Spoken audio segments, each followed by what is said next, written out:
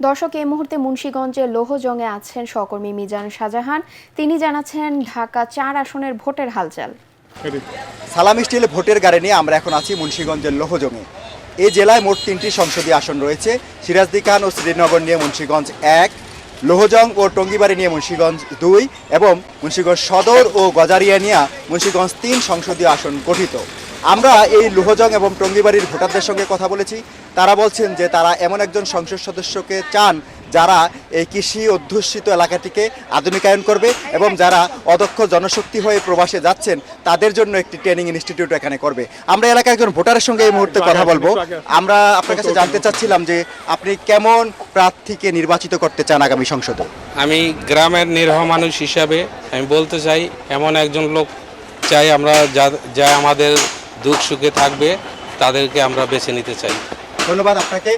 আপনি শুনলেন যে একজন ভোটারও বলছেন যে তিনি একজন যোগ্য ব্যক্তিকে নির্বাচিত করবেন। আপনাকে জানিয়ে রাখি, এই আসনে বিএনপির প্রার্থী হিসাবে রয়েছেন বিএনপির কেন্দ্রীয় কমিটির যুগ্ম মহাসচিব আব্দুস সালাম আজাদ এবং এখানে 11 দলীয় জোটের প্রার্থী হিসাবে রয়েছেন এনসিপির মাজেদুল ইসলাম। সালাম স্টিল ভোটের গাড়ি নিয়ে লোহজং থেকে হচ্ছে আমার কাছে সবশেষ খবর।